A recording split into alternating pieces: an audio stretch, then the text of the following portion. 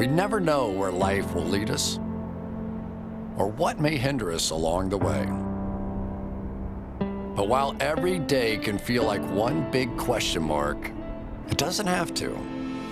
With the right insights, strategies, and solutions from Western and Southern Financial Group, together we can look ahead to leave the unknown behind. What's that football focus doing? Last week they had Brady. This week they got Brady.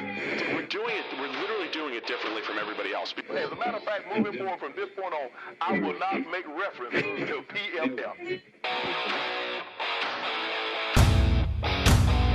Do you not understand that they are that way because you're Joe Flacco? And you just like to discredit things that people deserve credit for. That you can't possibly be expected to defend that. Talk about the game, Sam. So, who cares about what people think about us? Yeah, I like football season and all the things that go with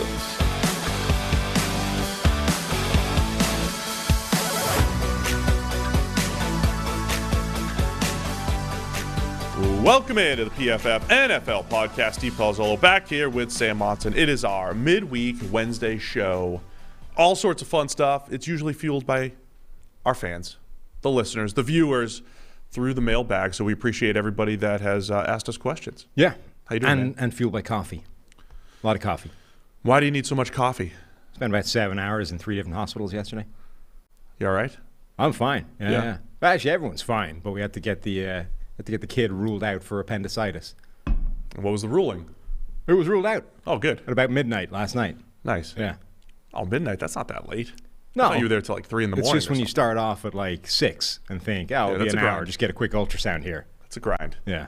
You know, that's not in the parental handbook, the old 6 to 8 hour hospital trip. Yeah, nobody tells trip. you how long that's going to take. Yeah. You know, best medical system in the world. You got to go to 3 different hospitals before somebody will wheel in an ultrasound machine. Even when you go to just one hospital, I've had a few of those 6 to 8 hour trips. Yeah. Like, let's rule out all the bad stuff. And right. Yeah. Tyler was telling me, though, that the cafeterias are usually top notch. I never got a chance to sample. Yeah, I mean, I've been in and around a lot of children's hospitals over the last 6 years. Yeah, you. Well, you got too many kids. I mean, 1 is bad enough. 4 of them must be just like you must have like your own VIP parking area and stuff. The thing I have is the day that like my wife's in labor, and I'm just like itching to get like down to grab some lunch or whatever, and she's going through it. I'm like, so you good for a little bit? Can I get to the calf? Look, they got a really good spread here today, so. But yes, confirm. Generally, send us emails. The email address is nflpodcast@pff.com. I believe Tyler has a little graphic that'll show you that email address, also the Twitter account and the TikTok, which has yet to have anything put on it recently. So we'll have to get to that. I've got a good thing to put on it, though. I forgot to put somebody suggested that the correct application process for talcum powder for your bald head is to do like a LeBron style. Yeah. Into the hands and up in the cloud and then just walk through it. Yeah. And I'm definitely going to try that as soon as I remember and bring it in. That's TikTok material. Yes, that's what I'm saying. How do you know? Are we going to try to replicate everything from TikTok and Twitter, or is there TikTok-specific content that will play better there than, say, the Twitter crowd? I mean, generally the TikTok stuff will be more video-focused. It's not. You're dramatically overestimating the planning that's going into these 2 accounts right now. There'll be stuff put on there. There'll be interesting stuff. There'll be things you won't get on the podcast. That's about as far as I've got with it. So, Great. follow at least follow the TikTok account in particular. The other thing you can do if you send us email is fact check us, which is what our first email did.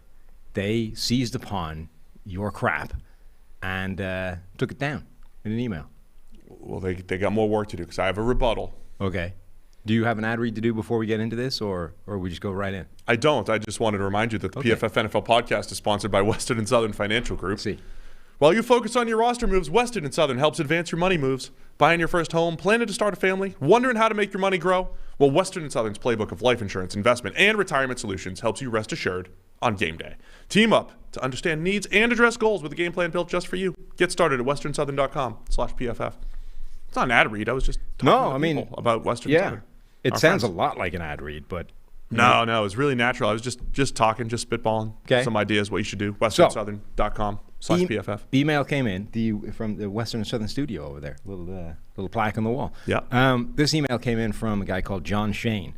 Hi, Sam and Steve. Love the podcast, but every now and again, one of you gets on a roll with a specific take without exploring the easily available evidence. Case in point, Steve. Chiefs overinvested in the offensive line narrative. The Chiefs' starting offensive line last season was Orlando Brown, Joe Thuney, Creed Humphrey, Trey Smith, and Lucas Niang / Andrew Wiley.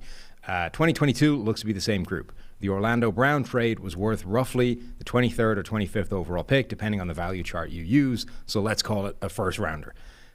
Here's the total offensive line cost, with and without a theoretical Orlando Brown deal, 110% of the Trent Williams deal, so Williams 2021 is Brown's 2022.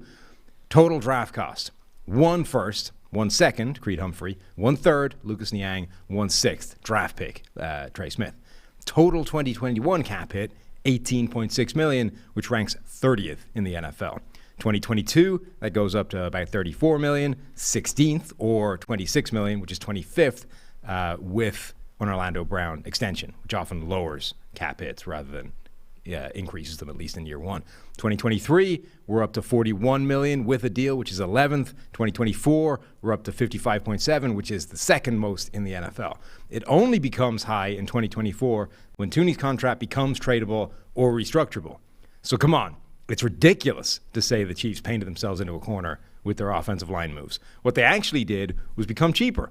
In 2019, they spent $30.6 million, which is 21st, and in 2020, they spent the 9th most. Arguably, they're trying to do the same thing at wide receiver. You can call these moves stupid or mistaken without the labyrinthine logic tying them all together.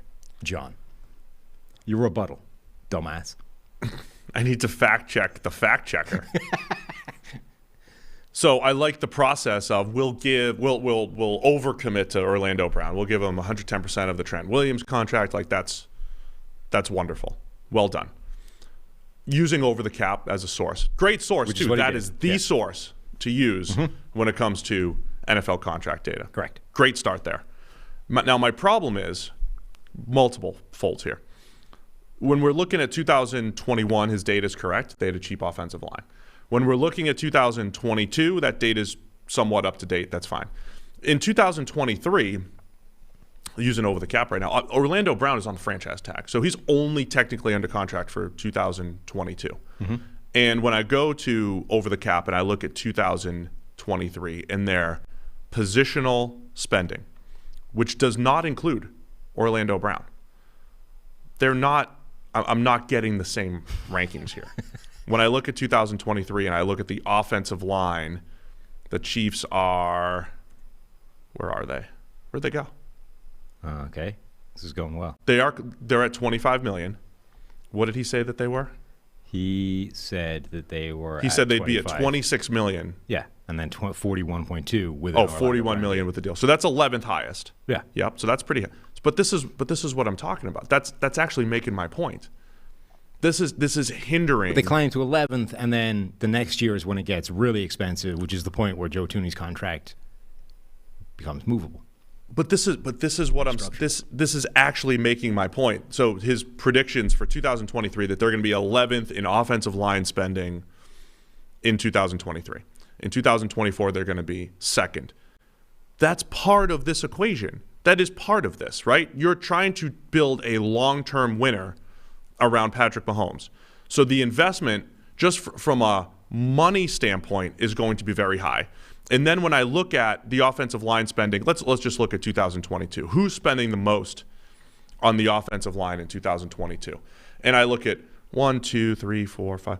There are, 2 teams in, say, the top 10 that are highest in offensive line spending that do not have a rookie contract quarterback. So the Bucs are up pretty high and the Cowboys are up pretty high. Offensive line spending, no rookie contract quarterback. Of course, the Bucs have Brady, who's making like $25 million per year, and he already got paid most of his money already. So all of these teams essentially have cheap quarterbacks. The Eagles have Jalen Hurts. The Cardinals are still with Kyler Murray. The Jets have Zach Wilson. The Lions, they're paying Goff. Okay, there's a team. The Ravens still have Lamar.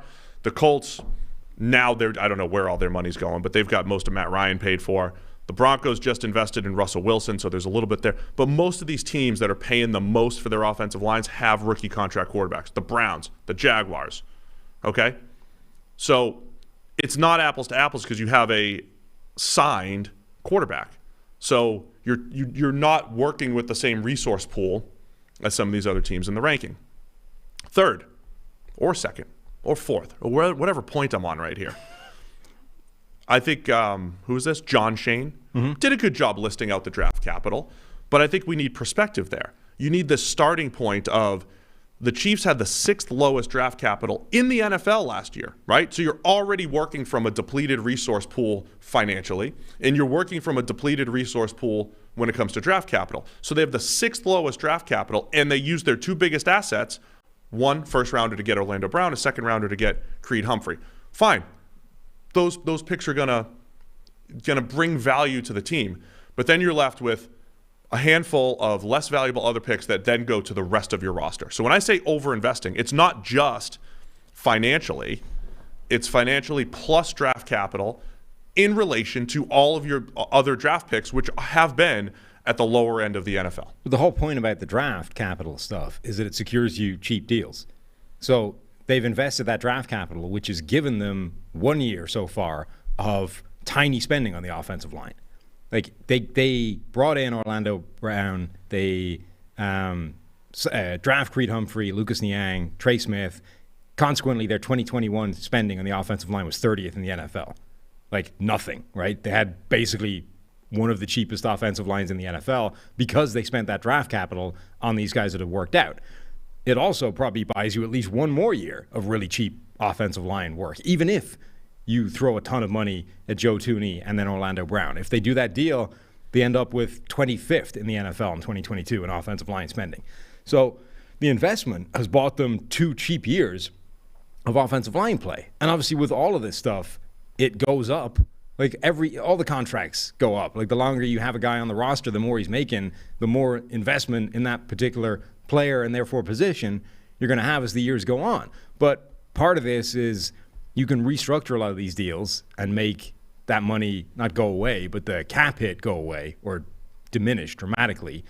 So now again, you're advocating less flexibility, more work to just become cap compliant, when all I'm saying is the investment should go in more valuable players. I don't think that's less flexibility. I think that's just the reality of how the NFL works in a lot of different situations. Like the point being that in this snapshot, which is essentially 4 years worth of this cycle in investment in the offensive line, they are going to end up with 2 cheap years, 1 year that's above average, and then 1 expensive year in terms of spending on the offensive line, which feels fine. 23 and 24 are going to be crazy expensive. I mean, 11th out of 32 teams above average.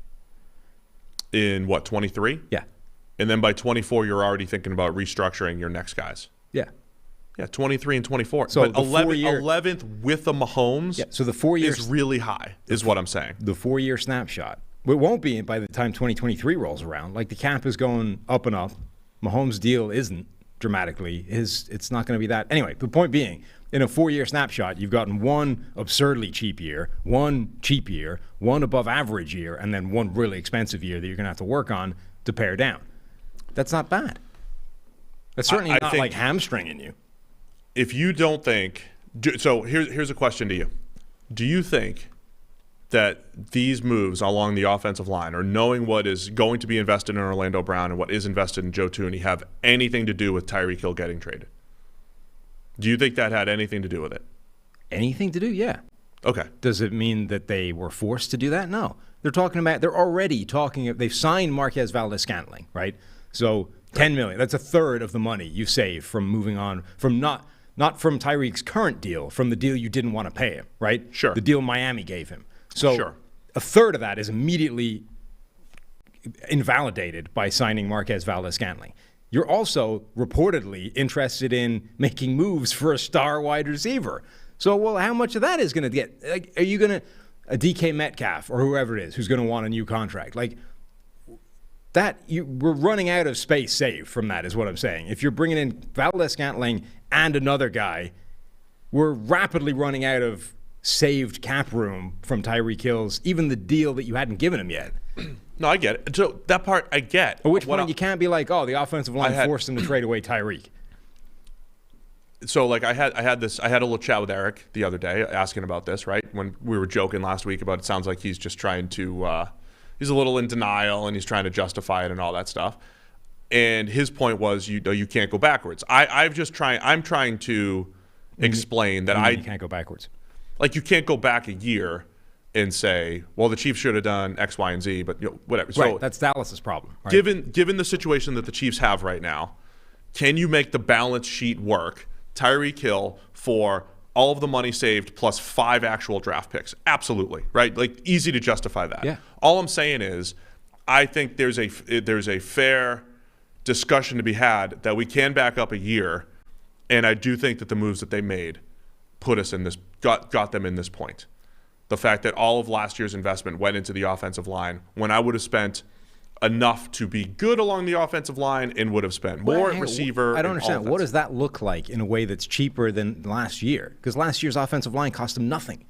It was the 30th cheapest offensive line in the NFL. So what moves could they have made? You would have more long-term flexibility too, and you wouldn't have. There's no long-term flexibility more. Why were they $1 million short on Juju Smith-Schuster last year? There's nothing because they weren't. They offered the same deal than Pittsburgh, and he didn't want to take it because apparently it was a safer option to go back to Big Ben. But point being, playmaker should have been more of a priority than left guard. What could you possibly have done to that offensive line that would have given you more flexibility than having essentially 3 starters on a rookie deal earning almost nothing?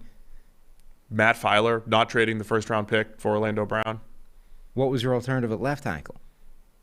I mean, look, I don't have all the options sitting there in front of me. Okay, so the one thing you could have done is instead of giving Joe Thuney a market-leading contract, give Matt Filer whatever that was, like half the price, a third of the price, 40% of the price, somewhere in that range. Okay, fine.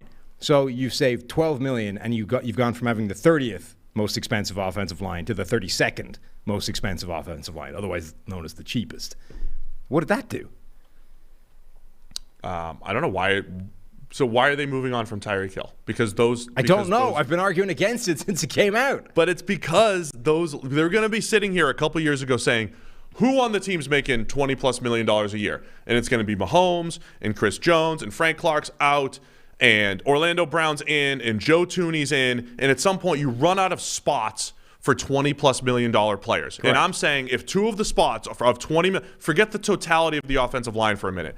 If 2 of the spots on the Chiefs' balance sheet are $20 million plus players, if 2 of them are offensive linemen, then you're not deploying your resources properly. Now, if they circle back and they get DK Metcalf and they find a way to pay him his 20 or whatever, fine. But I think that's worth it more than having 2 of your 4 spots of $20 million plus players being Joe Thuney and Orlando Brown.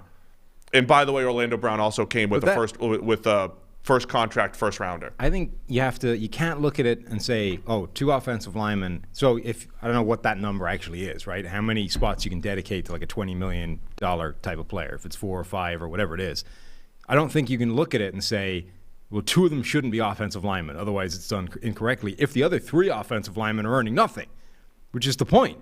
Like Kansas City has 3 offensive linemen earning peanuts and the other 2 are paid a ton of money. All right. Well, if you're good at that, find another one that's earning peanuts. Have an offensive line because you want your offensive line to be just good enough. But you don't need a great offensive line. Agreed. Again, I'm going back to the mentality of it too. The mentality was we want to have a great offensive line, so everything's going into the offensive line. I don't think that was the mentality of it. The mentality of it is everything they did last offseason was to fix the offensive line. Yeah, but that's different to the detriment of the rest of the roster. No. That's entirely different from saying this needs to be the best offensive line in the NFL. They found themselves in a situation where all of a sudden they had to replace 5 starters, 2 of which weren't their fault. Their left tackle tears his Achilles in the AFC title game, and their right tackle has what looks like a career-ending injury as of now, right? Mitchell Schwartz just busy in Switzerland right now, chilling watch factories and eating fondue. Like he's not playing. So what's up, Mitch? I know you're listening. So you've got 5 starters that need to be replaced on that offensive line. That's not, let's In order for us to save face and not have a repeat of the Super Bowl, we need to assemble the 5 greatest offensive linemen the game has seen. Let's throw all the money at this. It was, no, we need to come up with 5 new starters. We basically need to attack this in every single platform. We need to hit it in free agency, we need to hit it in trades, and we need to hit it in the draft. And as it happened, they did that and nailed everything, which is a freaking miracle. And their offense got worse. That's besides the point. The point being that they needed to throw that much resource at the offensive line, not because they wanted it to be amazing, but because they had an entire offensive line to build in 3 months. That's a part of it. And they sure. didn't, and they haven't gone and done it by spending, like they could have gone out and got 5 starters in free agency and overpaid all of them, and all of a sudden had like the most expensive offensive line in the NFL. They didn't do that.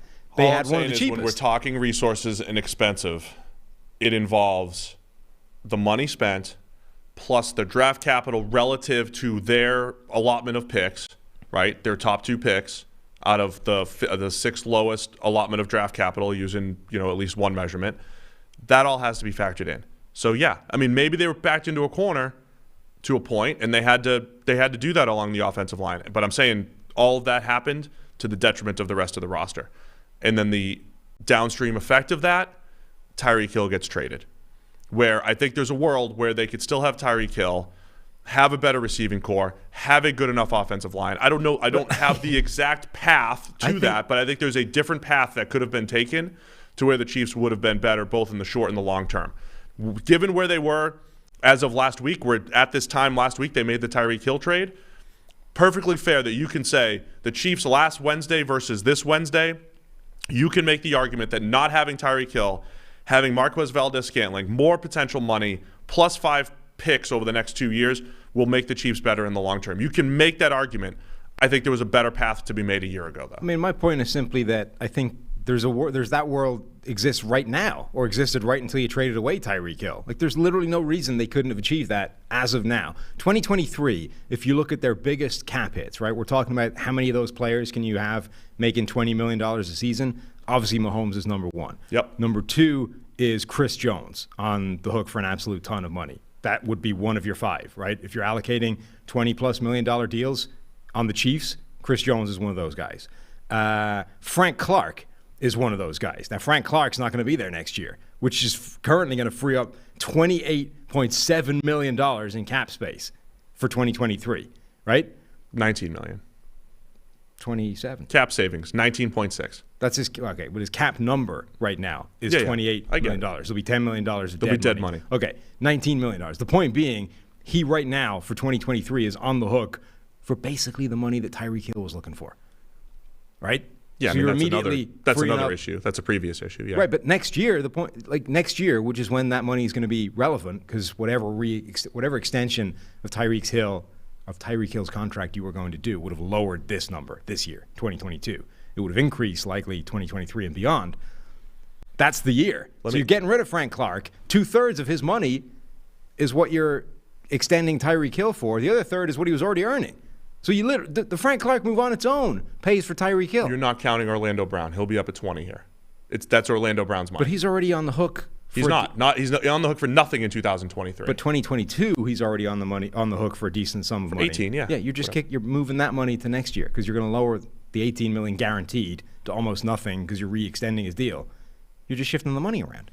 Again, my point being, the 5 guys you want to earn $20+ million, Mahomes, Chris Jones, Travis Kelce, Tyreek Hill, they're the right guys. There's one more point to this whole thing, though. I've criticized this from a process standpoint, and if you're going to do it from a process standpoint, the Chiefs made these moves, Orlando Brown, Joe Thuney, ahead of actually knowing they were going to hit on Creed Humphrey in the 2nd round, Trey Smith in the 6th round, right? So from a process standpoint, if you tried to replicate that, are you actually going to find your 10-year starter at center in the 2nd round? Are you actually going to find maybe a gem in the 6th round? So, good on them. They hit, but anticipating that you're going to hit and all of a sudden have 2 rookie starters that you're going to have for the next 4 years, you don't know that that's going to happen. So, I've criticized the process that got us to this point, because if they did it again, there's a chance they're not finding those starters, and they still have to deploy more resources along the offensive line. Again, I think we've gone on a long time on this. But again, I think you're blaming them for things that aren't their fault. Like, they went into they were expecting to go into an offseason with 2 or 3 offensive linemen to replace. They all of a sudden went into an offseason with 5 needing to replace, at which point, whatever logical, methodical plan you had for repairing 3 offensive linemen goes to hell, where that number becomes 5, at which point you just have to start throwing everything at it. So, yeah, they went hard immediately for Orlando Brown, because the alternative was probably using that draft pick to draft the worst player. They went hard for Joe Thuney because they needed to add somebody in free agency, because you can't go into a draft with 5 offensive linemen needing to find. So, yeah, generally speaking, you don't want to be in this position where you have to find 5 offensive linemen in an offseason. On the other hand, 40% of that wasn't their fault. So how hard do you want to criticize them for that? As hard as I have criticized them. Overly so, apparently. Look, we can debate this all day, but the only true guaranteed quality pickup this season is Manscaped. The leaders in below-the-waist grooming. It's like they wrote this just for us. With Manscaped Performance Package 4.0, your skill position will be sleek and smooth enough for a sub-4 340. Support us and head to manscaped.com and use the exclusive code PFF at checkout for 20% off plus free shipping. Because of their ceramic blade and skin-safe technology, your nicks and snags will be reduced. In the season of trimming, the roster Yeah, maybe that's the first time I've looked at this. It might be. In the season of trimming the roster, Manscaped will make sure you're cutting the right players and not any important pieces to your D. That's what it says. Okay. Like defense. Or, look, fellas, don't fall off our draft board. The ladies out there think long nose hair is a major turnoff. We got the Weed Whacker nose and ear hair trimmer. That's your solution. Why not use the best tools for the job there? April is draft season. That's right. But it's also Testicular Cancer Awareness Month. Manscaped has partnered with the Testicular Cancer Society to bring awareness to testicular cancer, men's health, and early cancer detection. Get 20% off and free shipping with the code PFF at manscapes.com. It's 20% off plus free shipping at manscapes.com. Use the code PFF. Turn your Mr. Irrelevant to a first-round pick with Manscaped. Now, this is a perfect read for the next month here. That's perfect. My transition is going to be so good. All right, that was beautiful. The only true guaranteed quality pickup this season is Manscaped. It is. And the promo code PFF. All right, what else do you have here? Okay, what do we got this time? Wait, we have a tweet. Huh. Somebody tweeted us. I am a lifelong Chiefs fan. Tate. This is Tate. Lifelong Chiefs fan and lover of all things O-line, but PFF Steve, that's me, could not be more right on this Chiefs take. The Joe Thuney contract truly keeps me up at night. No way they move on from Hill if Thuney was paid a reasonable contract. Stop it. All right, go ahead. Next. Okay, this one is about generally. So I've been pushing this idea that for Derek Stingley Jr., the fact that he played at that insane elite level in 2019 is more important than the year he did that in, because of everything we know about cornerback play and how volatile it is year to year, and the fact that even elite players can have not so great seasons, right? We've seen that in the NFL. Guys that Jalen Ramsey went from 2017 Jalen Ramsey, arguably the best corner in the NFL. Years in between, not so much. Last year, Jalen Ramsey, best corner in the NFL again, right? He had down years in between. So simply showing that play as a draft prospect is way more important than doing it in this most recent season. And I think that there might be value to be had by looking at a guy like Stingley and watching him slide in the draft and being like, hell yeah. Like, okay, you pass up on him for other corners. We're not doing that. Jumping on the best talent in the draft at the cornerback position. So this guy, who we got, David from Greenville, South Carolina, he said the other day about one of the top cornerback prospects, Derek Stingley, that he hadn't, blah, blah, blah. Anyway, my question is, what other positions other than cornerback have the highest volatility year to year? And do you think this is an area teams can use to their advantage on draft day to identify players that have had relative down years in their final year before entering the draft, but they play a position that tends to have more volatility, so they can try and select them ahead of where other teams may have that player on the board? As a fan, I'm more just wanting to know what players' positions I should still get excited about, even though they didn't show the kind of linear upward trajectory each year in college that we typically want to see. What do you think? I think linebacker follows a lot of the same rules that corner does in terms of that position volatility and safety, like the back seven, basically. Anything that's heavily rooted in coverage is inherently more volatile than anything else, because you are basically at the mercy of the offenses you're facing a lot of the time. You can be in good position as a corner, linebacker, or safety, but if the quarterback knows what he's doing and if the receiver's good, there's a window to hit and they hit them and you're screwed. There's basically nothing you can do about it. So I think those positions will be the first ones I was looking for. Generally, though, I think the other positions, I think you're right to be scared by years that don't, bad years at the end. Unless if you can't explain the bad year, like his entire supporting cast abandoned it, that kind of thing. Yeah. Then I think you're right to be scared by that. Yeah, so I agree with you on the back seven positions, right? And look, so I do a lot of work in this area where I try to go back and say and look at the things that best project from college to the NFL. I'm not the only one. A lot of people within the company do that, right? We do a lot of work in this area. Also, in the NFL. Oh, and the NFL does that as well. It's a topic that's come up over the last 70 years. It's what everybody's trying to solve, of course. How do you project players to the NFL? And you could definitely look at the PFF data and say you can find a weakness at corner, linebacker, or safety, both within the NFL or from college to the NFL. But you made the point, right? It might not just be a PFF issue.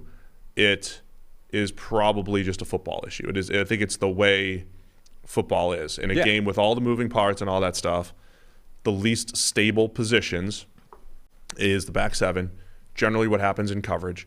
I was even having this debate or discussion yesterday with some people about the quarterback position. They're working on, I can't say who at the moment, but working on this quarterback documentary, right? And quarterback is obviously the most important position in football, probably the most important position in sports, but it's also incredibly dependent as a position, right? I mean, there's no other sport. Let's discuss other sports. How many other sports have as much dependency on your production as football? Even at the most important position that is the driver of all production, or most production, quarterback, you still have to have receivers and an offensive line and all that stuff, which is why we're debating this stuff, right? The Chiefs debate is, you have Patrick Mahomes, what's the best way to maximize his value? Where do you deploy your offensive resources or defensive resources? So all positions in football have a level of dependency. I would say the back seven has even more, which does make you think the Derek Stingley example is a great one because he's shown high-end play. He had, using our wins above average metric, the best season we've ever seen from a corner. He did it as a freshman. He looked like a surefire Jalen Ramsey, Patrick Peterson type of prospect. And the fact that he didn't look like that on the field, plus had injuries over the last 2 years, does that lower his value? Yes. Does it increase the risk? Yes. Is that a risk worth taking? Absolutely, because what's the payoff, right? Having a top 5 corner is probably one of the most valuable things to have in the NFL right now, behind a quarterback, a wide receiver one, and I would say corner one that is a top 5 guy. And to your point, top 5 guy doesn't mean you're going to be locked down every single year. It just means you have a better chance than others to be really, really good in a given year. So I like that from a Derek Stingley standpoint. I got another position. What else you got? Running back. Same logic, different manifestation, but running backs are so dependent on everything else. So running backs could easily have a down year based off the fact that, maybe the blocking wasn't as good as the year before. Maybe their passing game was ass and everybody just stacked the box to stop the running back. Everyone wants to see running backs go on this big linear progression or at least just be elite every year. If you have a guy coming off a bad year, but his situation got massively worse around him, who cares? It shouldn't affect what you think about that running back. Now, again, like the running back, the whole point about that being, well, then how much do you want to invest in a guy based off, how changeable his performance is with the circumstance around him. But if you really like a running back and you can see a good reason for his production dropping off in a year because of everything you know about running back dependency, you shouldn't be scared away from that. Yeah, I mean, I saw something come across the timeline the other day on Pittsburgh radio. Our guy Brad Spielberger talked about, I think he said that Najee Harris was the worst first-round pick last year. And then he corrected the first running back, the worst first-round running back pick last year. Right. So Brad was wrong. He corrected himself later. He said, no, it was Travis Etienne. And then he said Najee's second. He said he's second. And I got tagged in it somehow or whatever, and somebody said, you idiots from PFF, Najee was a great hit. Like LOL, there are still people who think Najee wasn't a good pick. Yeah. So, I mean, it depends on what you're looking at as far as evidence goes, right? So the evidence I would bring to the table there is the guy that Najee replaced was James Conner. And James Conner, who, I think Pittsburgh fans were like, well, he's not good enough, right? We can't have a run game with James Conner. How you going to, you can't build around that guy. Well, he signed for $1.5 million, went to the Arizona Cardinals, averaged a very similar 3.7 yards per attempt, but he had 16 touchdowns, right? I mean, like, Najee Harris averaged 3.9 yards per attempt. I mean, just the production was almost the same. From James Conner, $1.5 million free agent, to Najee Harris, first-round running back. And again, I like Najee as a player. I mean, look, Pittsburgh's he added something to the pass game and all that. The funny thing about that pick is how obvious it was that it was going to be that pick the whole way through, right? It's like, oh, Pittsburgh, worst rushing offense in the NFL. 32nd in terms of rushing yards total as an offense, 32nd in terms of yards per attempt. They had the worst rushing offense in football in 2019. So it's like, 2020. So it's like, oh, so we fix that with a running back. We need a first-round running back. That will fix the running game. And through the entire process, we're like, that's not the way the running game works. You're going to need to actually improve the building blocks of the running game, like the offensive line, like the quarterback, the thing that makes your offense a threat everywhere, not just the stack against the line of scrimmage. So they didn't do that. They went and just drafted a first-round running back. It was like, well, perfect, fixed, done. And it moved them from 32nd in the NFL in every rushing category to 29th in the NFL in every rushing category. 29th in rushing yards, 29th in yards per attempt. It's like, okay. Bad offense remained a bad offense. What did Najee Harris achieve on his own? He moved you from the 32nd best rushing offense in the game to the 29th. That did nothing. It essentially had zero impact whatsoever. 32 to 29, it's a rounding error. It didn't move the needle.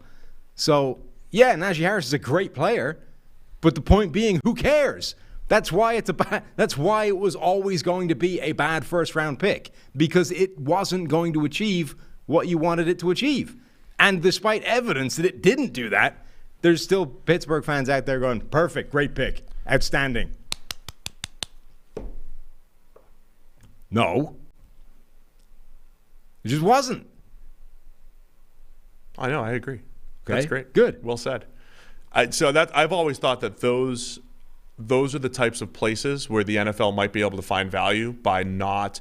So when a guy has a better season than expected, or a season that is driven by other factors, you let those guys walk. You don't overcommit to those, and then you buy the guys when they're low from a value standpoint.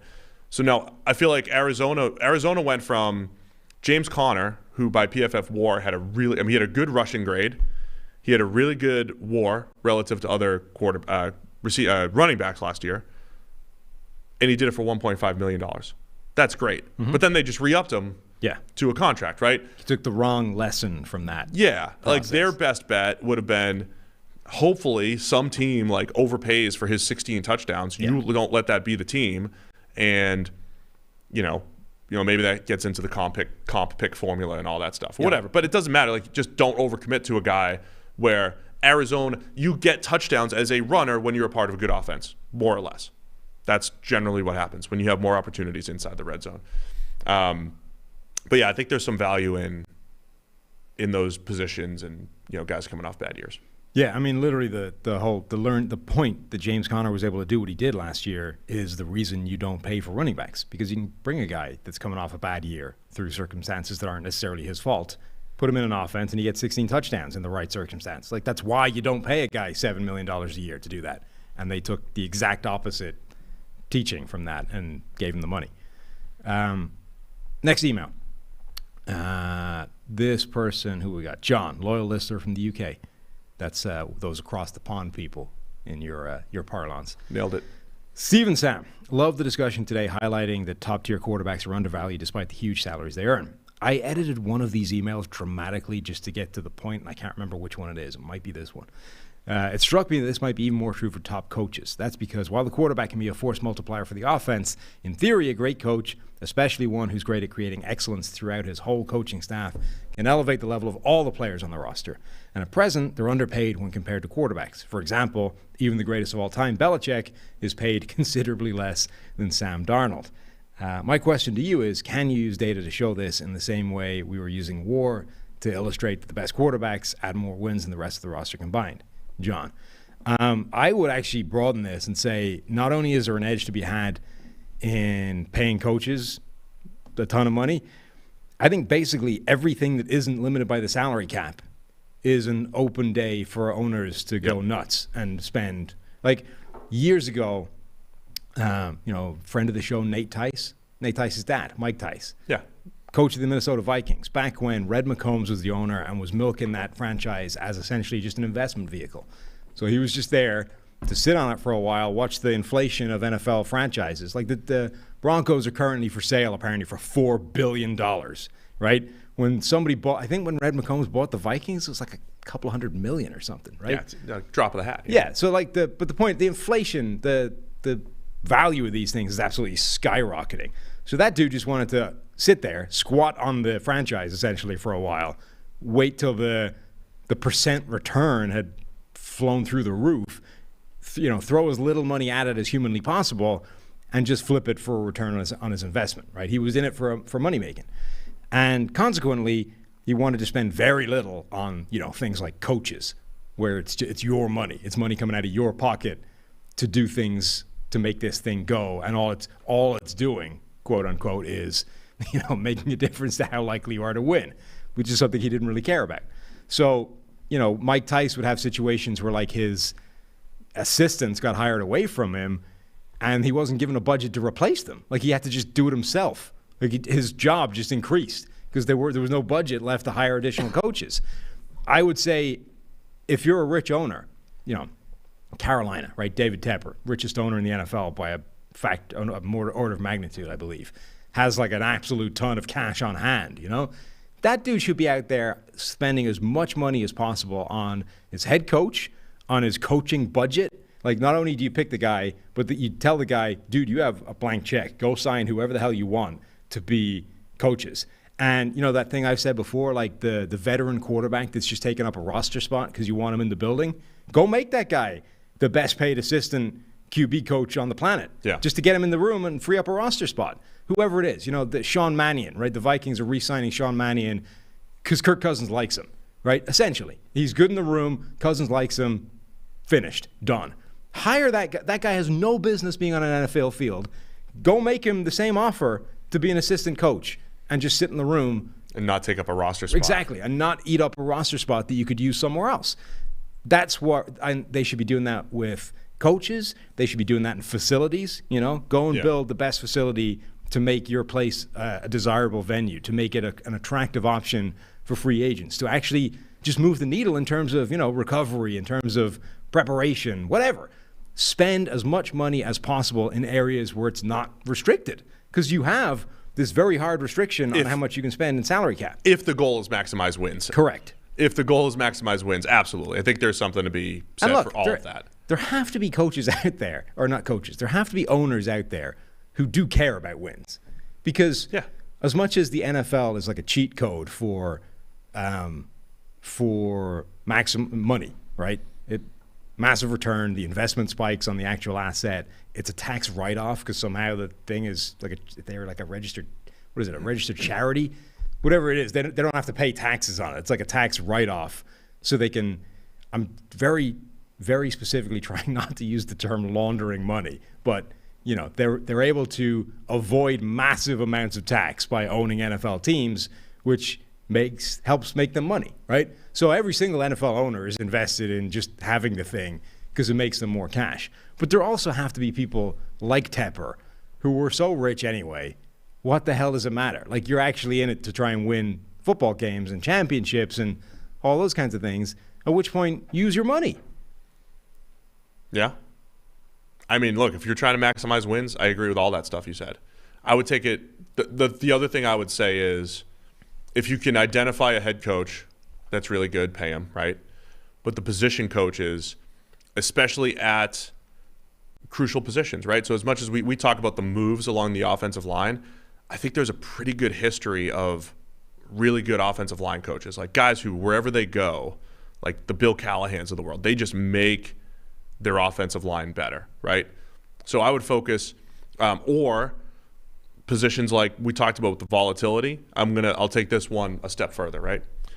If I was, so like a great secondary coach or a great receivers coach, right? All of those position groups, like would I invest in a great linebackers coach? Maybe not, but secondary, receiver, offensive line, I think there might be more investment in the quarterback position and separating those skill sets into guys who focus on actually increasing performance for the quarterback, and then there's a quarterback coach whose job is to like get you ready for the game plan and all that stuff. Less of a mechanics coach, right? Would you have more mechanics coaches? Would you have more people that just focus on technique, and then because generally your coaches are there to get you ready to play football, understand the scheme, maximize your ability within what the offense is doing, and that is a different skill set from teaching technique. So you can invest in actual technique coaches and guys that are going to make you better individually, whereas the position coaches generally make you better as part of the team. So I think that's one thing. The second thing I'll say, which goes back to the last question as well, when we've put the draft boards together historically here at PFF, we've done it in a way different from teams, where I think we start from this baseline of our data, right, and of grades, and then move guys up and down based off what we see and the context and all that stuff. Whereas like within an NFL organization right now, a scout goes out and he sees the player and they put grades on the players, and then everybody else within the organization puts grades on players, and then like analytics is kind of like baked in on top, and off field, all that stuff gets added to the mix, and you get this final player grade. If I was running an organization, I would probably evaluate most positions differently. I would actually start from production, right? Which is the equivalent of saying, here's our height, weight, speed parameters, right? Give me guys within this bucket. I would start with production parameters and then move guys up and down from that point.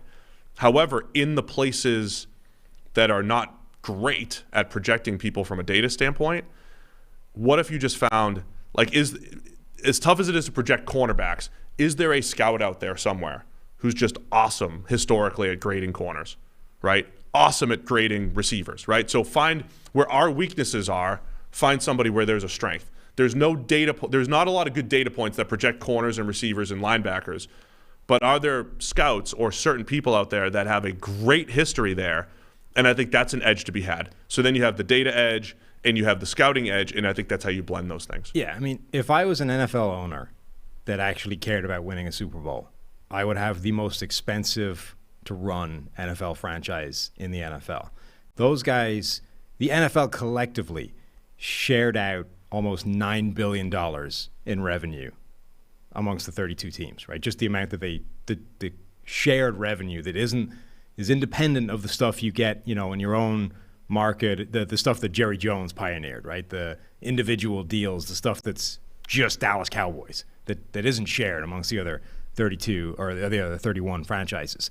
So they're taking home almost $300 million just in shared revenue every single season. Obviously, there are overheads and all this kind of stuff, but it's a money-making machine, independent of what it does for you from a tax write-off standpoint and a value asset in appreciating in value every year type of scenario. You're printing money owning an NFL team. So if you care about winning games, you can't overspend. You can't go out and buy the best quarterback in the NFL because there's a salary cap. You can't just go out there and bid.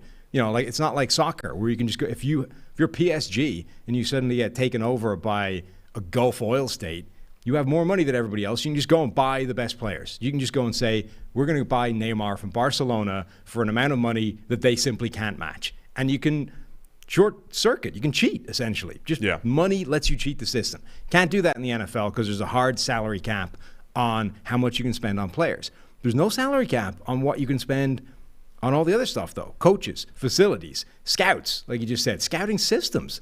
Like the idea that you would ever penny pinch over like how much money is invested in, your analytics or your scouting or all these little things that give you an edge potentially. Now they might not.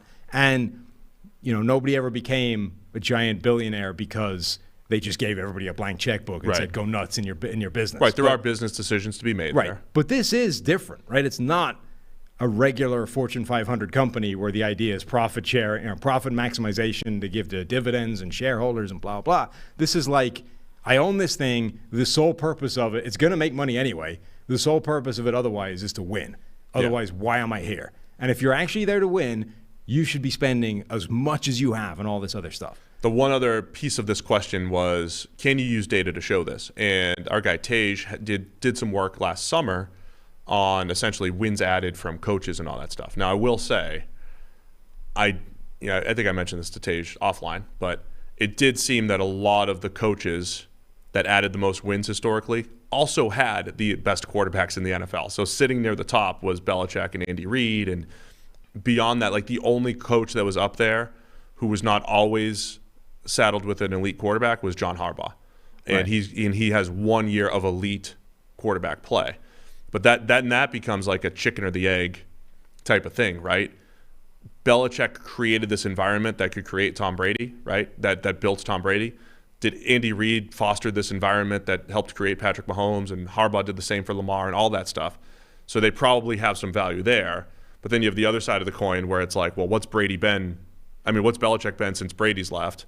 And then Brady went to Bruce Arians, who was like a mid-tier coach, and all of a sudden is a Super Bowl winning coach, right? So my point is, when those coaches are elevated to the top, chances are there's a little there's maybe too much crossover. We haven't separated the quarterback from the rest of the roster enough in that type of analysis. The only thing I would say about the kind of cap on head coach spending is you can generally go out there and kind of buy, quote unquote, assistant coaches, because those guys are relatively free to move and there's a marketplace for them.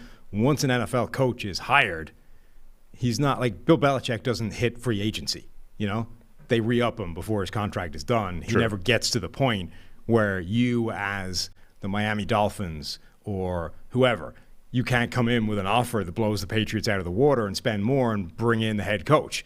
If you want Bill Belichick, you have to trade for him like he's a player, which is very rarely been done. I mean, Tampa Bay did it for John Gruden. It's happened, but it's not common. So that's one reason I think why you don't see this explosion of, hey, just go and buy the best coach and make that happen. Where I think the edge really is everything from the head coach down or in the other departments within the building, right? The analytics department, the scouting network. You should have the most robust and expensive scouting network because why not? All right, let's get to this left tackle, right tackle question. This came through late. I wanted to add to it. I wanted to add it to the mix. Jonathan Hirsch had a bunch of questions, some other ones that maybe we could circle back to, but this one I thought was good for the show. Another draft-related question here from Jonathan. He says, offensive line gurus. Puts this in air quotes, right? Gurus like Duke Manyweather, associate of the show, and Brandon Thorne seem to have significant concern over the ability of offensive linemen to easily and smoothly transition from left tackle to another position, at least to the point where you can't take for granted that they will be able to do it. While I understand that players like Evan Neal could easily be projected at multiple positions because he has already played 3 different positions in college, thank you, PFF Draft Guide, many others, such as Charles Cross, have only played left tackle. So what data do you have going back to PFF's inception in 2014 that can track the success rate for offensive linemen who have switched positions in the NFL? So that's 2014 of college data. And he basically just says, obviously you guys have confidence in players being able to move positions because of, say, Ike Ekwonu being mocked to the Giants. He's a left tackle who would project as either a guard or a right tackle for the Giants because they already have a left tackle. So he's asking about the actual data there. So we can go before we started our college football data, to be honest. And I did this years ago when I did a left tackle, right tackle study in like 2013 or so. And basically the point of the series of articles back then is left and right tackle are just as valuable in today's NFL and that you can move them. And remember the things that we've heard throughout the years. Yes, Duke and Brandon, I think, are 2 of the more vocal guys where I don't think they're not saying it's impossible. They're just saying don't take it for granted, which again, like I get it. Like there's nuance to this stuff. Acquaintance of the show. Acquaintance of the show. Is that better? What did I say?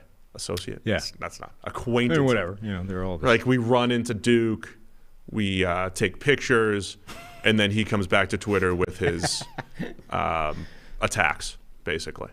So yeah, acquaintance. He does good work with offensive linemen, but clearly, there's probably some bias to his own guys, maybe. So, here's your simple analysis. I just looked at the best right. So I did this years ago, and I did it very high level. I said, who are the best right tackles in the NFL? And at the time, it was something like, of the 10 best right tackles back in 12 and 13 or whatever, 6 or 7 of them had played left tackle in college. So I just did this again. Who were the highest graded right tackles in the NFL over the last couple of years? Ryan Ramczak's number 1. Where did he play in college? Left tackle. Mitchell Schwartz is number 2. He was on the list in 2013 too. He was a left tackle in college. Lane Johnson, left tackle in college, I believe. Tristan Wirfs played both in college, most recently left tackle. Lyle Collins played left tackle in college, also played guard in the NFL. Jack Conklin, he was a left tackle in college, right? Yeah. I did most of these off the top of my head. Braden Smith was a right guard. Michael Onwenu from the Patriots, he was a guard, right? So those are rare moves, guard to tackle. Taylor Mouton, he was a right tackle in college. Moton. We're back to Moton. Yeah. Where else? Rob Havenstein. He was a right tackle. So, but like most, the other guys that just happen to be on the list, Mike McGlinchey was a right tackle. Orlando Brown was a left tackle. Trent Brown was a left tackle. Marcus Cannon was a right tackle. So I'm just going down the list, and there's a lot of left tackles that have transitioned very smoothly to right tackle in the NFL. I got more to add, but you go. There's probably a selection bias in that, right? And that the college landscape generally treats they treat like offensive line almost like a hierarchy, right? And unlike the NFL, where you can sort of plug one guy in, the 10-year starter thing, there's no 10-year starters in college, obviously, because they come in, they go through their eligibility, and they go to the draft or just leave. So every couple of years, you got to cycle through to a new guy. So it's almost like, we have this hierarchy of left tackle is the most important, then right tackle. So you get these guys that are sort of waiting for their opportunity. It's like, well, our two alternatives right now are this guy sits on the bench for a year or two waiting for, this guy to go to the NFL, or he's the next best guy we have, so let's play him at right tackle. So I think a lot of these players, they play left tackle and then move to right just because left tackle is seen as the most important position. That's where you put your best player. But it doesn't necessarily mean that, all these guys, like maybe the best right tackles should be right tackles. They have that. The college landscape, I think, is warping how many of them play left tackle, is what I'm saying. Yeah, look, I think so. I agree with the basic premise. Like, is there some risk in moving them to a different position? Yes. Like, Jedrick Wills was a right tackle in college, and the Browns said, well, we'll move him to left tackle. And he hasn't necessarily translated all that well so far at the NFL level. Is there some risk? Absolutely. And I think Duke and Brandon are generally nuanced with their takes. I think they're smart enough not to say, like, this, it's impossible to move somebody. But you've also heard offensive linemen say that stuff before. Like, it's like throwing with the wrong hand. Like, it's not. It's not like throwing with the wrong hand. I also think, though, that we treat this as if I don't need to have played offensive line to know that it's not like throwing with the wrong hand. But we treat this as if it's a universal constant, as opposed to individual people are going to have dramatically different responses to this than other people, right? There are people out there that are so completely one-sided with how they do things. There's just no way those guys are going to be able to flip sides and be anything like as good. There are also people for whom it's almost nothing. Those guys, there are people who can do it in the same game. There are colleges that still play like offensive strength and expect their tackles to flip sides based off the strength of the formation. Mekhi Becton did nuts it to in me. College. It's insane. Yeah. But they do it, and it works. And there are these guys that are fantastic. Yeah, you're right. Mekhi Becton did it. There's somebody in this draft class that did it as well. I'm spacing on his name right now. But it's possible, evidently. But that doesn't mean everybody can do it. Like when we were joking about the baseball speed thing, I was going to be like, I could throw whatever left-handed. I can't throw left-handed. Not just can't throw within a comparable margin of my right hand. I genuinely can't throw like if I throw left-handed, it comes out like a sort of stereotypical joke. Well, that's my point. But there are other people that can. There are people, same with the switch hitting thing, right? I, again, literally can't even functionally make the movement left-sided. But Rick is out there going two right-handed, two left-handed. But even that's like a massive, like you can fairly well train yourself to like hit with the other side. I will 100% guarantee you that I could spend the next 8 weeks. Other people with like a baseline of baseball skill. But I can swing. My point being, I can swing right-handed fine, right? Okay, it's not it's not exactly textbook technique. Well enough. But I can swing a bat enough to be able to connect on a ball and hit it fine. I could spend the next 6 weeks learning how to do that the other side, and I wouldn't be able to swing left-handed. Right, but that's easier to do than throwing left. Sure. So when I hear it's like throwing with your other hand, it's like major leaguer is going to go from being a major leaguer to like a little leaguer. But my throwing point being with the wrong that hand, we shouldn't treat this as if it's the same for everybody. There are some players that I'm sure can do it without any problems whatsoever, and there are probably other players that aren't ever going to be able to do it. Was it Max Mitchell? Yes. From Louisiana? Yes. That was added to the chat there, yeah. So my point is it's not as extreme as throwing lefty-righty. You also get this whole thing. Like, I do think it takes time and it takes reps, but that's different from people that say, like, it's impossible or it shouldn't happen. And I think you're right. There are definitely individual cases, but if you're just looking at data, like, there's enough data that says players make this transition. So assuming that players can make the transition, is it risky? Yes, because you're asking them to do something new, but it's not even close to impossible. It happens all the time. I would assume that somebody can do it, but it's like you were saying before, where you start off with like a baseline, then move it up or down. I would start off with the assumption that I can take a guy from one side of the line, move him to the other side of the line, and I'm okay. I would be happier with that assumption if I've seen him do it in college. Right? If I saw him play both positions in college or I saw him move one to the other, particularly in the same game, that would increase my confidence that he'll do that in the NFL. And I would probably decrease my confidence I would be less confident in a guy if he'd literally only ever played one position and I'm asking him to come in and flip sides. So when we're talking about those top 3 tackles in this draft, Evan Neal, Ike Ekwonu, Charles Cross, and you've got 2 guys that have played both, one guy that's never, that's the guy I would be least confident in moving sides. Sure, absolutely. And I brought that up a couple years ago with Jedrick Wills. Look, it's not risk-free to take a right tackle and move him to the left side. Here's where so 2 more things to add here, though. Doing it at the NFL level, 7 or 8 years into a guy's career. I think the longer a guy's been just on one side, now the more risky it gets. Agreed. Like Ali Villanueva, asking him to move to right tackle. Donald Penn a couple years ago. Remember, and Duke made this point too, and this was a fair point from Duke. Like, Donald Penn is so used to playing left tackle, 8-10 years in the NFL, whatever it was, goes to play right tackle, gets hurt. Because by that point in your career, I mean, you are ingrained. Nate Solder did it really late in his career, right? Early in his career, he switched back and forth. He had about 7 years at left tackle, and then the Giants moved him to right tackle. Other guys who have done it, Riley Reif has done it. I don't think results have been great. Trent Brown has kind of gone back and forth almost like year to year at times, and he's pretty much stayed the same. But I think it's definitely riskier at the NFL level. But when you talk to players about it, here's what you have to balance. Players are going to tell you, like, if we had Mitchell on the show, he would probably tell us how challenging it is to go from left to right tackle. He's already sounding off on Twitter. Oh, what's he saying? Calling you an idiot, basically. You tweeted, discussing the age-old question, should the NFL move left tackles to right tackle? What did he say? To which he replied, the Saints should have kept Ramczyk at left tackle as the backup until this year. No, he's mocking people that would never move him to right tackle. Assuming you're one of those people. That's why I triggered everybody with the best right tackle in the NFL, putting Ramczyk up there. I triggered Mitch. I mean, man took time out of his Switzerland holiday or whatever he's doing to. He's not in Switzerland still, is he? He is, I think. It's a pretty neutral holiday. That's the worst joke anybody has ever told about anything in the history of mankind. Well done. Thanks. I've got worse, I'm sure. The more kids you have, the worse the jokes get. All I want to say, look, if you talk to an offensive lineman or you talk to Duke or Brandon, whoever, I'm sure they're going to tell you about how difficult it is and how you have to train for it, and it's a different mentality and it's different people and you're reversing everything and whatever. But that doesn't matter. If the data says over time it's doable, right? You trust the data. I'm not even going to make the comparison to starting pitching or relief pitching. Good.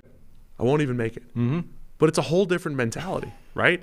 I mean, it feels like you have a whole different job going from starter to reliever or whatever. You got to go from, you got 4 days off as a starter, and you just pitch 1 day. That's it. And you're checked out, And then as a reliever, like you're an everyday player. You're there every single day. You got to be ready every day. That baseball tally better be going up. I'm not going to. As a starter, you got to like pace yourself a little bit. As a reliever, you just go all out. 1 inning, 2 innings, whatever it is. There we go. The tally's going up. Recovery is completely different, right? Of course. And so it feels different. It's uncomfortable sometimes making the switch. But like guys do it all the time. Uh-huh. So you just do it. You just go. So guys make the left tackle, right tackle switch all the time. So I don't think there's like a little bit of risk involved ultimately. Yeah. But our data says it's done successfully quite a bit with guys in their first couple of years in the NFL. But I think as you get to like year 7 or 8 in the NFL, the risk is through the roof if you're doing it with NFL players. Where it gets tricky and interesting, I think, is that idea that I brought up before, which is it's not going to be universal. There's some guys who are going to be fine. There's some guys who are going to struggle more. How quickly can you figure out one from the other? So remember last year, the start of the season, Detroit. You draft Penei Sewell, potentially generational left tackle, but you already have a left tackle. Taylor Decker's there. He's signed long term. If you want to play both those guys, Penei Sewell's going to have to play right tackle. Or you got to do what you've said is the worst thing to do, which is take an entrenched long-time left tackle and ask him to move to the other side of the line deep into his career, which you don't want to be doing. So Detroit moves Penei Sewell, right tackle. And in preseason, it looked disastrous. It looked really bad. Sewell looked like a guy who had never played right tackle and was like counting steps and was, on the fly trying to like calculate what the hell he was supposed to be doing with his feet and his hands. It looked terrible. And then serendipitously, Taylor Decker gets injured. They end up moving Sewell back to left tackle. He looks great.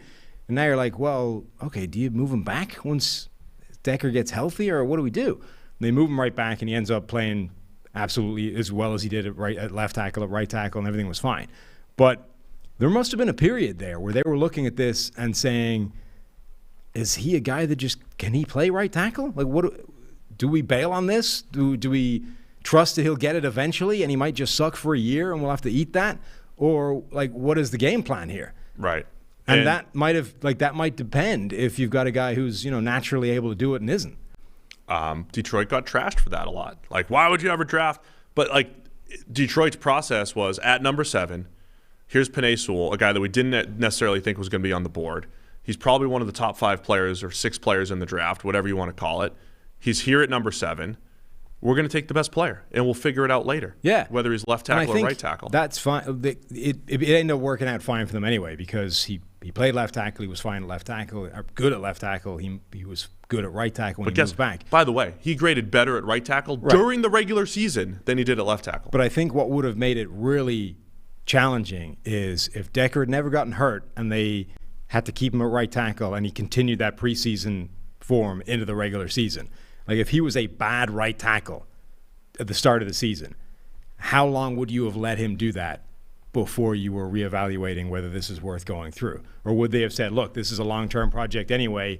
If he eats it year 1 at right tackle and he's good year 2, because of the growing experience, we're good with that. We don't care. Yeah. So we were sort of saved, or they were saved from having to make that decision, which could have been a pretty big one. Yeah, they were. I mean, look, it did look ugly at first. Huh. I wonder how much of that gets caught on the mic. Does that come through? Is that just Austin jumping out of his chair? Yeah, I'm pretty sure that's Austin jumping out of his chair and then running across the upstairs like he's running drills. Yeah, so like Austin, when he'll be sitting at his desk in the office and just spastically like get up. Yeah. And sprint across the room for no reason. To like the bathroom or to the water or something. Which is kind of funny when you're upstairs, whatever, and it just kind of happens. When you're downstairs, as we are, and you hear what sounds like a stampede of elephants upstairs. That was like the loudest one I think we've heard. That was pretty excessive. Yeah. I mean, it's entirely in character though. If you watch the tailgate on YouTube, you'll notice that Austin is a highly caffeinated individual. Whether he's got caffeine in the system or not, the man operates at like 180% at all times. Just constantly wired.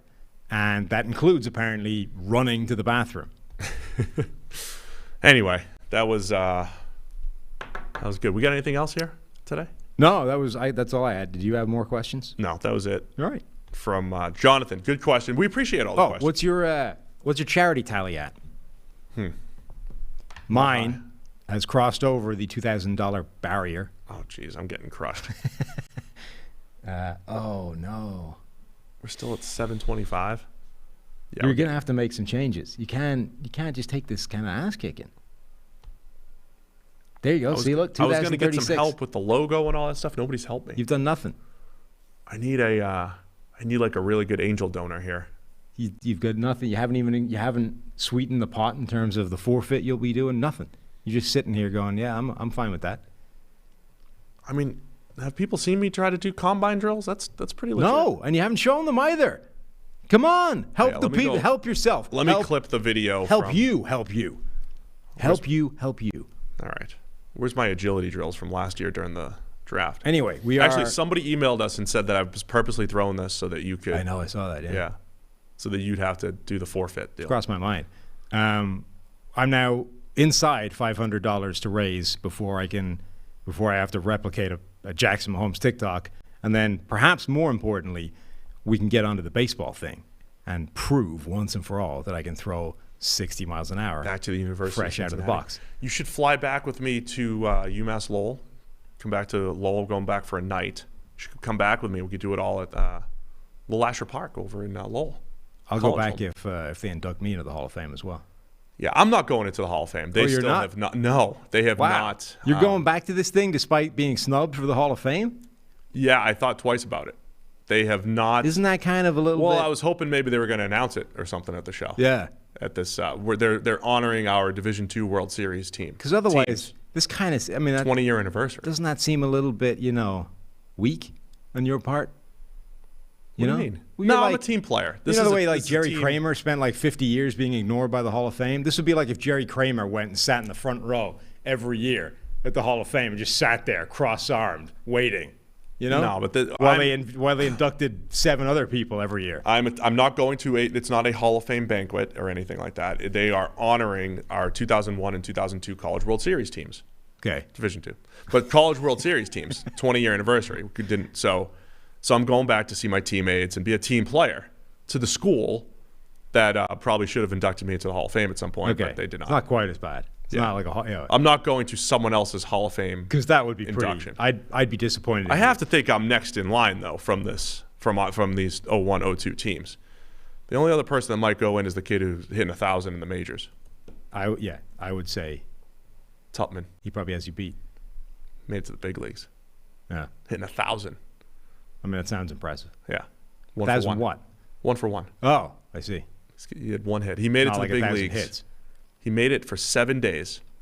One because the catcher ahead of him got suspended, and another because the catcher ahead of him, or one of the catchers, had paternity leave. So that's how he made it to the majors for 7 days. The majors has paternity leave? If you want. You're just like, I'm famous. You just go on some kind of reserve list for a few days. Okay. And you call up the AAA replacement. And there's Tupman. Got a hit. Hitting 1,000. He rakes. All right, there we go. So, we could, maybe the fans want to start a petition for to get you in the Hall of Fame. To get me in the Hall of Fame. Maybe they do. By the way, the results of your poll came in. When we stopped recording on Monday, you broke out this insane take that Ultimate Stratego, or whatever it's called, is a better game than chess. That's correct. It's like one of the world's most popular games. The people are missing out on I figured you were crazy, so I posted a poll about it. Here we go. Steve, Ultimate Stratego is a better game than chess. Is he crazy? Absolutely. Final results, 56.3%, which means not at all. The people who are in your camp that believe Ultimate Stratego is, in fact, a better game than one of the world's most popular games. Been around for, thousands of years? Hundreds at least? Yeah. 43.7%. Tyler looked it up on Amazon. How much does it cost to, buy a chess game? Kit, board, set, whatever. As much as you want to spend, from almost nothing to like a fortune. There's $90 to pay for Ultimate Stratego. You could 100% get chess sets for less than $90. Yeah, because it's not as valuable. On the other hand, you can get chess sets that cost like 50 $89 times. and change, $89.95. But you can also get chess sets that cost like 100 times that. Yeah, whatever. That's fine. I'm sure you could make a nice, but this game, Terrible argument. it's not regular Stratego. It is Ultimate. It's 2-on-2. It's a 2-on-2 game. Please don't run through. It's great the for your rules. friends. I can't handle this again. You're either going to unite the flags, you're going to capture the flags. I mean, it's like chess, but you don't know what everybody's pieces are. That's the deal. That's why it's better. You don't know what everybody's pieces are until they're revealed in the battle. It's a great game. It's underrated. Yeah. It's underrated. Has there been a a Turing moment where there's a computer beating a human yet in Ultimate Stratego? What's the Ultimate Stratego version of Deep I used to Blue? have like the CD-ROM version or whatever. I did play the computer. Could it kick your ass? Yeah, probably. Probably. Because it took decades for somebody to create a computer that could beat a human at chess. And you're telling me that the CD version? I don't think people have poured the same resources into Ultimate Stratego. What I don't understand is I've really never run into anybody outside of my circle of friends who have played this game. Apparently there's 47% of people that listen to us that not only have played it, but think they just don't think I'm crazy. But I don't know if they're really answering the question about Ultimate Stratego. I've never even seen like a blog about it or anything like that. It's amazing. Like you can find anything on the internet except Ultimate Stratego information. So yeah. Anyway, we should probably tell you something about that take. It's a great game. It's underrated. Is what I'll tell you. All right, we're done with the football discussion and all the other discussion. Go check out the charities at PFF_Steve, at PFF_Sam. And don't forget, you get 25% off any PFF subscription using the promo code NFLPOD, just for you, NFLPOD. Thanks to everybody for tuning in. We'll be back again tomorrow with some more great NFL podcast action.